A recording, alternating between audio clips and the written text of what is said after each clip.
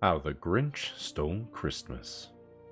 Every Who down in Whoville liked Christmas a lot, but the Grinch, who lived just north of Whoville, did not. The Grinch hated Christmas, the whole Christmas season. Now please don't ask why, no one quite knows the reason. It could be his head wasn't screwed on just right. It could be, perhaps, that his shoes were too tight. But I think that the most likely reason of all may have been that his heart was 2 sizes too small.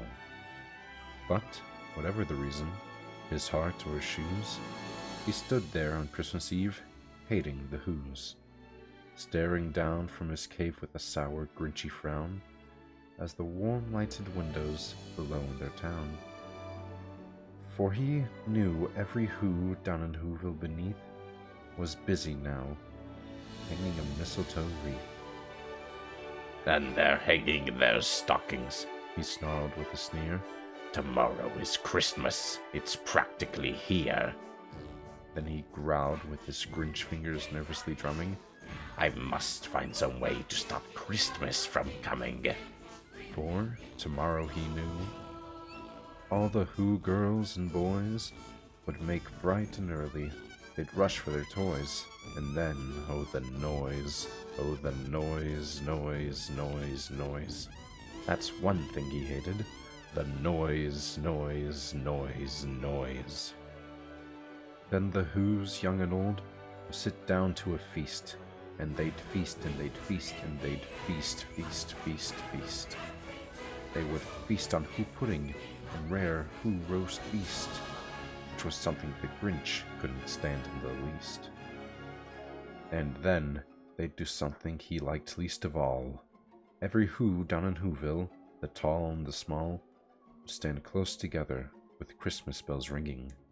They'd stand hand in hand, and the Whos would start singing.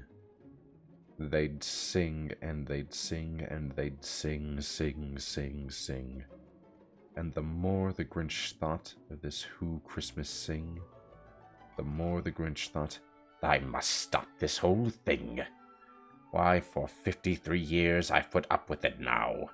I must stop Christmas from coming. But how? Then he got an idea. An awful idea. The Grinch got a wonderful, awful idea. I know just what to do. The Grinch laughed in his throat, and he made a quick Santa Claus hat and coat. He chuckled and clucked. What a great Grinchy trick! With this coat and this hat, I look just like Saint Nick. All I need is a reindeer. The Grinch looked around. Since reindeer were scarce, there was none to be found. Did that stop the old Grinch? No, Grinch simply said. If I can't find a reindeer, I'll make one instead.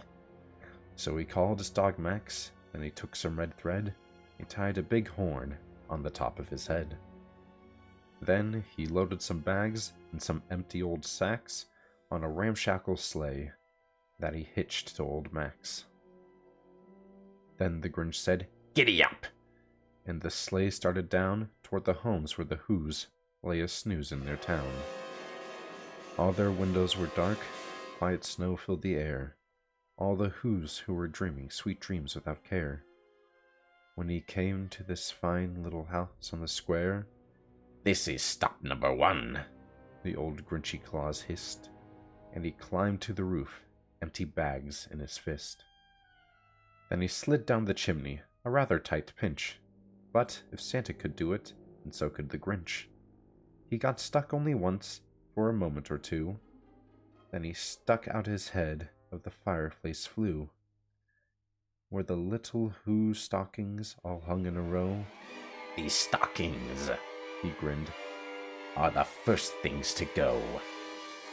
Then he slithered and slunk, with a smile most unpleasant, around the whole room, and he took every present. Pop guns and bicycles, roller skates, drums, checkerboards, tricycles, popcorn and plums. And he stuffed them in bags, and the Grinch, very nimbly, stuffed all the bags, one by one, up the chimney. Then he slunk to the icebox. He took the Who's feast. He took the Who pudding. he took the roast beast. He cleaned out that icebox as quick as a flash. Why, that Grinch even took their last can of Who hash. Then he stuffed all the food up the chimney with glee. And now, grinned the Grinch, I will stuff up the tree. And the Grinch grabbed the tree, and he started to shove, when he heard a small sound, like the coo of a dove. He turned around fast, and he saw a small Who, little Cindy Lou, who was not more than 2. The Grinch had been caught by this tiny Who daughter, and got out of bed for a cup of cold water. She stared at the Grinch and said, Santa Claus? Why? Why are you taking our Christmas tree? Why? But you know, that old Grinch was so smart and so slick, he thought up a lie, and he thought it up quick. Why, my sweet little tot, the fake Santa Claus lied. There's a light on this tree that won't light on one side, so I'm taking it home to my workshop, my dear. I'll fix it up there, then I'll bring it back here. And his fib fooled the child. Then he patted her head, and he got her a drink and sent her to bed. And when Cindy Lou Who went to bed with her cup, he went to the chimney and stuffed the tree up. Then the last thing he took was the log for their fire. Then he went at the chimney and self the old liar. On the walls he left nothing but hooks and some wire. And one speck of food that he left in the house was a crumb that was even too small for a mouse. Then he did the same thing to the other Who's houses, leaving crumbs much too small for the other Who's mouses. It was 15:15 dawn, all the Who's still abed, all the Who's still a snooze. When he packed up his sled, he packed it up with those presents, the ribbons, the wrapping, the tags, all the tinsel, the trimmings, the trappings. 3,000 feet up beside a font crumpet, he rode with his load to the tip-top to dump it. Pooh-pooh to the Who's, who was grinchiously humming. They're finding out now that no Christmas is coming. They're just waking up. I know just well they do. Their mouths will hang open a minute or two. Then the Who's down in Whoville will all cry, boo-hoo. That's a noise, grinned the Grinch, that I simply must hear. So he paused, and the Grinch put a hand to his ear. And he did hear a sound rising over the snow. It started in low, then it started to grow. But the sound wasn't sad. Why, this sound sounded merry. It couldn't be so, but it was merry, very. He stared down at Whoville.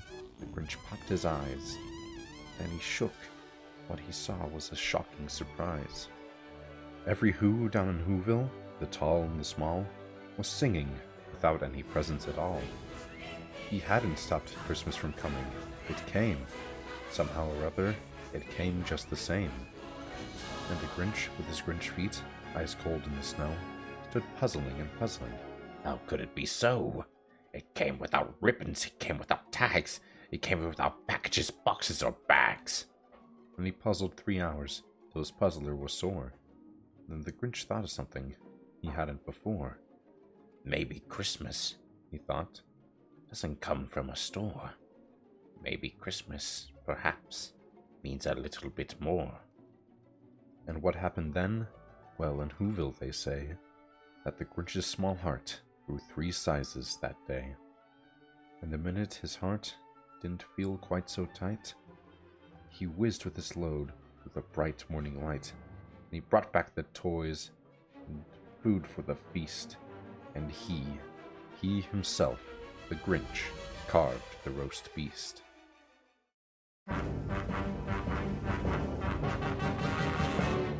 You're a mean one, Mr. Grinch. You really are a heel. You're as cuddly as a cactus. You're as charming as an eel, Mr. Grinch. You're a bad banana with a greasy black peel.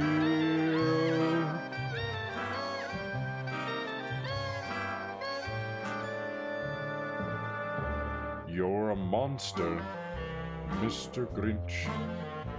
Your heart's an empty hole.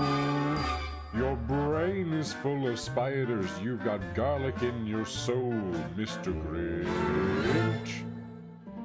I wouldn't touch you with a 39.5-foot pole. You're a vile one, Mr. Grinch. You have termites in your smile. You have all the tender sweetness of a seasick crocodile, Mr. Grinch. Given the choice between the two of you, I take the seasick crocodile. You're a foul one, Mr. Grinch. You're a nasty, wasty skunk. Your heart is full of unwashed socks. Your soul is full of gunk, Mr. Grinch. The 3 words that best describe you are as follows, and I quote: stink, stank, stunk. You're rotter, Mr. Grinch. You're the king of sinful sots. Your heart's a dead tomato splot with moldy purple spots, Mr. Grinch.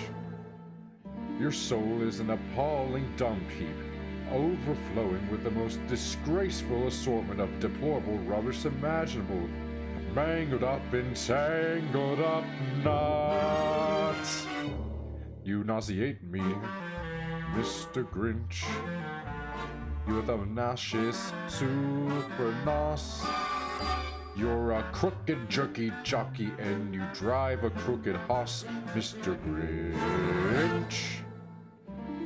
You're a 3-decker sauerkraut and toadstool sandwich with arsenic sauce.